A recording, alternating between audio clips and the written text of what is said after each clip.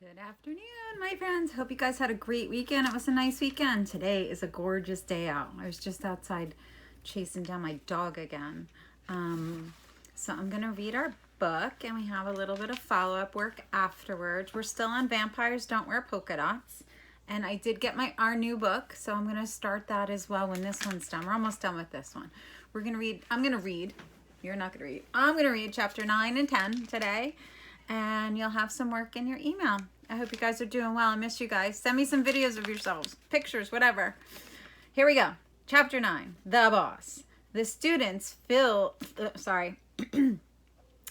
students filed into the room and silently took their seats. Sitting up straight, they waited for Mrs. Jeepers to begin class. She stood stiffly and looked at every student in the room.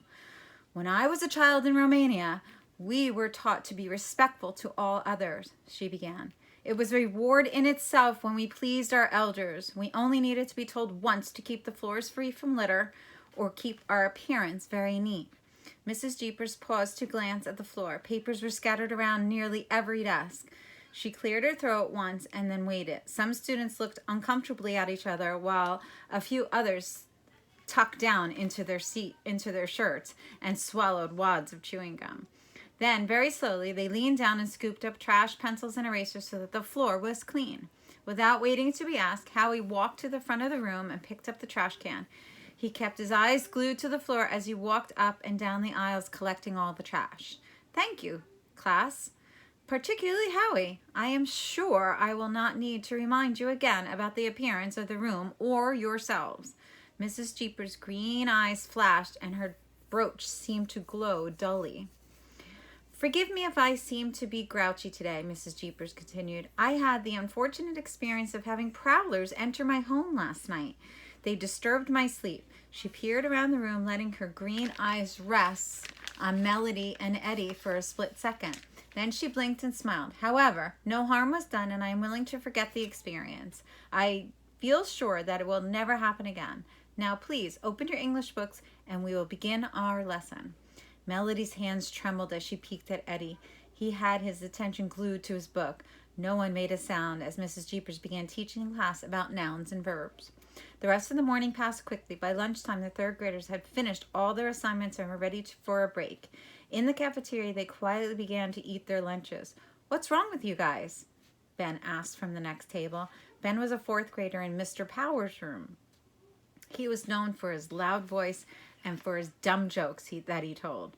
"You're all so very quiet today." "Shh! Mrs. Jeepers might hear you." "So what? Talking is allowed in the cafeteria. Don't tell me you're actually scared of a teacher." Ben laughed and poked Eddie in the ribs. Eddie washed down the rest of his peanut butter and jelly sandwich with a swig of milk. "Cut it out, Ben." "What's the matter?" Ben started to laugh. "Don't tell me you're turning into a teacher's pet." "No way," hissed Eddie. "Whatever you say, sissy," Ben teased as both the classes stood up to empty their lunch trays. Eddie stuck out his foot to trip Ben. He smiled when Ben's tray went crashing to the floor. "That'll teach you to call me a sissy." Eddie snapped. He turned in line. He hurried to line up with the rest of his class before Ben could say anything else.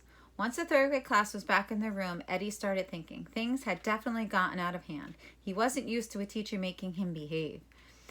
This had to stop. He was determined to show Mrs. Jeepers who the boss is.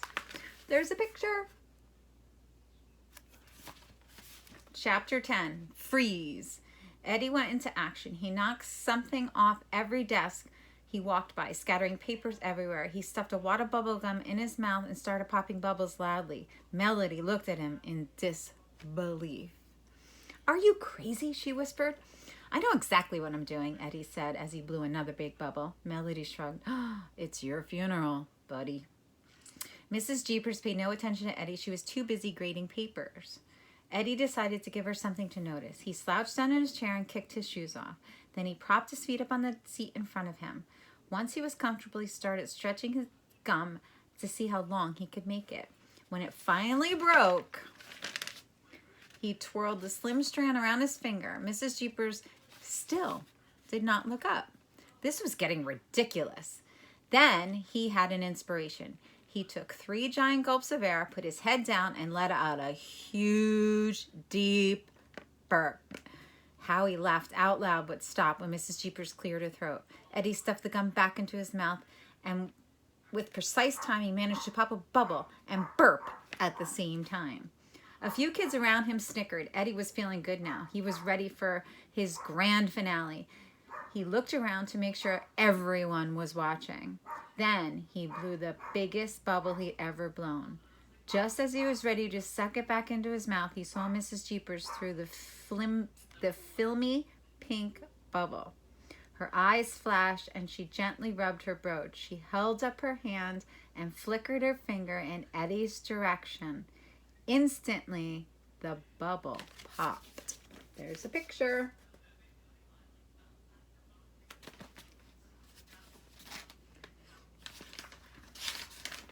Gobs of pink sticky gum covered Eddie's face and hair.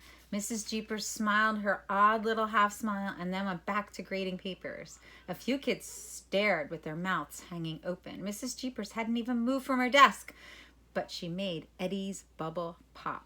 As Eddie started pulling stringy globs from his eyebrows, he heard Howie and Melody giggling. "What's so funny?"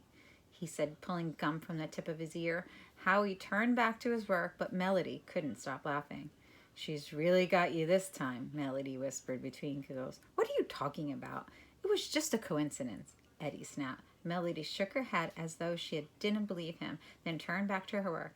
Eddie finished scraping the gum from his nose and chin. He decided to cut the rest of gum from his hair when he got home. He drummed his fingers on the desk while he thought about what had just happened. Things certainly had not gone the way he had planned. Instead of getting Mrs. Jeepers upset, he had ended up being embarrassed in front of all his friends. This called for drastic measures. Eddie was still trying to think of something to do, and Mrs. Jeepers cleared her throat. "You've been working very nicely this afternoon. I have decided that we might play math relays for the rest of the day." Everyone clapped their hands. Math relays were a great way to practice their multiplication tables. 2 teams quickly lined up. Mrs. Jeepers stood at the front of each line and held up a flashcard. Several kids were hopping up and down as they tried to think of the answers while the others were trying to count on their fingers. They had gone 2 rounds before Eddie came up with his brainstorm. This was the perfect time to cause trouble. Even though it wasn't his turn, he yelled out the wrong answer on purpose. Mrs. Jeepers flashed her eyes at him, but continued holding up the card. The next time she showed a card, Eddie burped. His teammates stopped long enough to glare at him. It was Carrie's and Liza's turn. Carrie held both her hands in front of her as if she was praying. Liza was so excited she hopped on one foot and shook her arms as if they were wet. Eddie jabbed Howie and pointed at Liza. "Look at her," he laughed. "She looks like she's trying to fly. Watch." Eddie started jumping and flapping his arms in the air. He bumped into several students and knocked down a chair. He didn't even notice Mrs. Jeepers. Mrs. Jeepers rubbed her brooch until it shone bright green. "That is quite enough," she said rather sternly. Eddie acted as though he hadn't heard a thing, but there was something about her brooch that caught his eye. He stopped jumping just to watch it. The more Mrs. Jeepers rubbed it, the more it seemed to glow. He couldn't take his eyes off of it. "We may continue our game now," Mrs. Jeepers informed the class. "We will no longer be rudely interrupted." With serious expressions, the students turned back to Mrs. Jeepers. They no longer were excited about the game. As a matter of fact, it was sort of creepy now, because they all kept having to step around Eddie. He stayed rooted in the same spot, staring at Mrs. Jeepers' green brooch for the rest of the game, like he was hypnotized. Finally, the bell rang and the class lined up. Mrs. Jeepers walked over to Eddie. She placed her left hand on her brooch, then snapped her finger in front of his face. "Hey," he yelled loudly, "aren't we going to play anymore?" So let's see what she's all about. We have, I think, only a couple more chapters. So tomorrow I'm going to finish this book up. Yeah, there's a couple more chapters. So tomorrow we'll be done with this book, and then hopefully I can start reading our new book that I got in the mail, the second part of The Littlest Bigfoot. I hope you guys are doing well. Have a great day. Get outside, do something. You can always do your work on catch-up day, but it'll be in your email. Thanks. Bye.